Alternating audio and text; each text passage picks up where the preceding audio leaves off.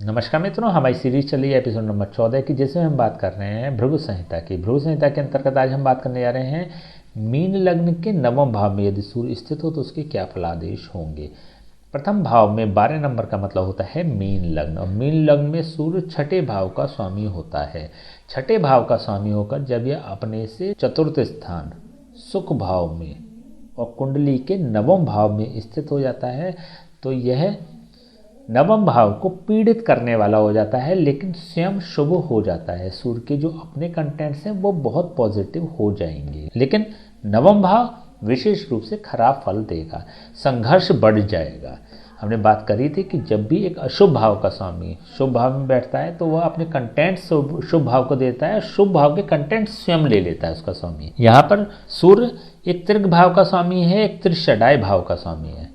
तो ऐसे में जब ये अशुभ भाव का स्वामी होकर एक कुंडली के सबसे शुभतम भाव तृतीयकोण भाव में, भाग्य भाव में जब स्थित हो जाता है तो यह छठे भाव से संबंधित नेगेटिविटी 9th हाउस को दे देता है, और 9th हाउस के जितने भी गुण हैं, शुभ जो गुण हैं, वह सूर्य स्वयं ले लेता है। तो इट मीन्स कि सूर्य की महादशा, सूर्य की अंतर्दशा और सूर्य की उम्र विशेष रूप से 22 साल 44 साल विशेष रूप से अच्छी फल प्रदान करने वाली हो जाती है।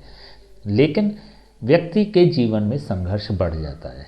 यहाँ पर संघर्षशील जीवन दिखाता है। यहाँ से सूर्य की सीधी दृष्टि तृतीय भाव पर है। तृतीय भाव होता है संघर्ष का, परिश्रम का, मेहनत का भाव। ऐसे में क्योंकि हमने बताया था कि सूर्य की जो दृष्टि होती है वो सदैव पोषण प्रदान करने वाली होती है, तो इसके इफेक्ट्स को एनहेंस करने वाली होगी। एनहेंस करने का मतलब सीधा सा ये हो गया कि व्यक्ति परिश्रमी होगा, संघर्षशील होगा, मेहनती होगा। क्यों होगा?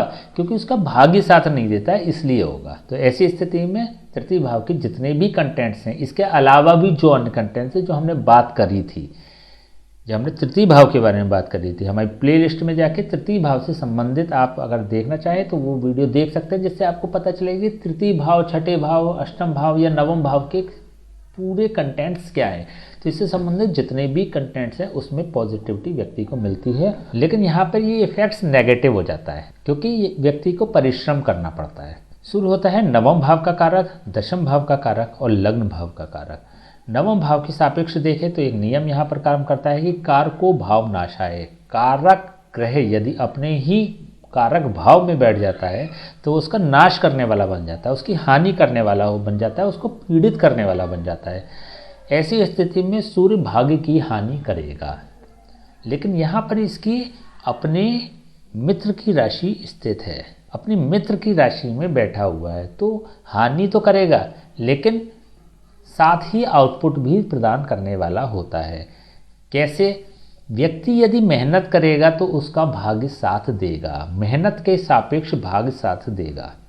अपनी मित्र राशि पर बैठने से यह पॉजिटिविटी आ जाती है, तो व्यक्ति को मेहनत करनी पड़ती है लेकिन डेफिनेटली उसका भाग्य साथ देगा ज़रूर। दशम भाव के सापेक्ष देखें तो यह अपने से 12th हाउस पर स्थित है। 12th हाउस मतलब व्यय भाव, कर्म क्षेत्र की हानि करने वाला होता है, हानि भाव होता है। 12th हाउस जो होता है वो हानि भाव होता है, व्यय भाव होता है।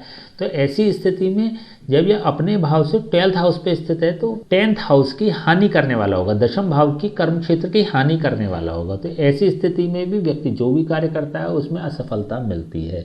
व्यक्ति को बहुत मेहनत करनी पड़ती है, बहुत परिश्रम करना पड़ता है। विशेष रूप से व्यक्ति के जीवन के 22 साल से पूर्व का जो समय होता है बहुत संघर्ष करने वाला होता है। इसके व्यक्ति के पिता को भी बहुत संघर्ष करना पड़ता है। जब तक व्यक्ति 22 साल का नहीं हो जाता तब तक पिता का भी संघर्ष खत्म नहीं होता है। तो 22 प्लस की एज के बाद व्यक्ति का संघर्ष खत्म होता है या फिर उसकी ग्रोथ शुरू होती है। भाग्योदय वाला साल अगर बात करें तो 22 प्लस की एज जो होगी वो वह व्यक्ति ग्रोथ करने वाला होगा। यहाँ पर नवम भाव देव स्थान भी है। पूजा पाठ की अगर बात करें तो व्यक्ति नास्तिक होता है। नास्तिक न कह के इसको कह सकते हैं पूजा पाठ में इंटरेस्ट लेने वाला नहीं होता है, लेकिन वह पूजा पाठ को मानने वाला होता है। जैसे ईश्वर को मानता तो है लेकिन पूजा पाठ नहीं करता है, माला नहीं जपता है, आरती नहीं करता है, लेकिन ईश्वर को मानता है। तो ऐसी स्थिति में सूर्य नवम भाव को भी पीड़ित करता है। यदि लग्न भाव के सापेक्ष अगर देखें तो यह सूर्य अपने भाव से नवम भाव पे स्थित है। ये बहुत शुभ योग है। सूर्य से संबंधित जो भी कंटेंट्स होंगे उसकी वृद्धि करने वाला यह बन जाता है। जैसे अभी हमने बताया था कि सूर्य के अपना जो अस्तित्व है वो शुभ हो जाता है। सूर्य होता है मान सम्मान प्रतिष्ठा का कारक, धैर्य का कारक, प्रेजेंटेशन का कारक, प्रभाव का कारक, शासनात्मक प्रवृत्ति देता है, रूल करने का नेचर देता है।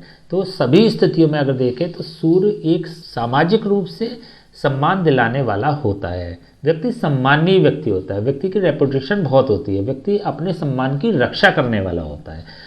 तो सूर्य से संबंधित जो भी कंटेंट्स हैं उसको शुभता मिलेगी। तो इट मीन्स जैसे अभी हमने बात करी है कि ये जो समय रहेगा ये हमेशा संघर्ष करने वाला नहीं होगा।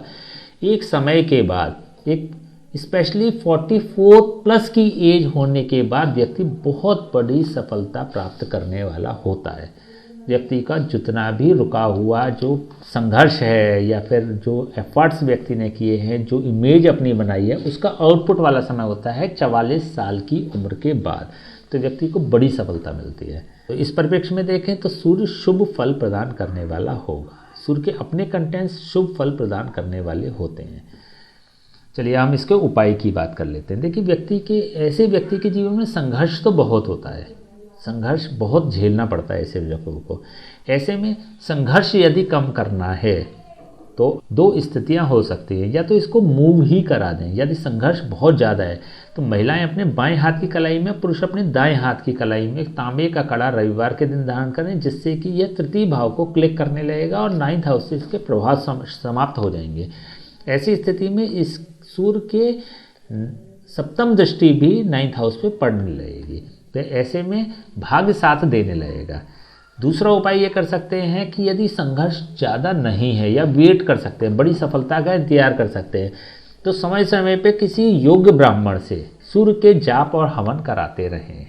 स्वयं नहीं करने हैं। मीन लग्न की कुंडली वालों को सूर्य के जाप या हवन या पूजा, आदित्य हृदय स्तोत्र का पाठ, सूर्य को जल देना या सूर्य से संबंधित कोई भी उपाय स्वयं नहीं करना है, किसी योग्य ब्राह्मण से ही कराना है। इसका विशेष ध्यान रखना है आपको। तो सूर्य से संबंधित अगर इन दोनों में से कोई भी उपाय करेंगे तो बेहतर रिजल्ट मिल जाएंगे।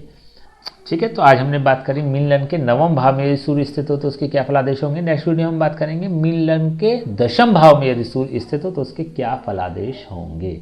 तब तक के लिए हमें आज्ञा दीजिए। नमस्कार।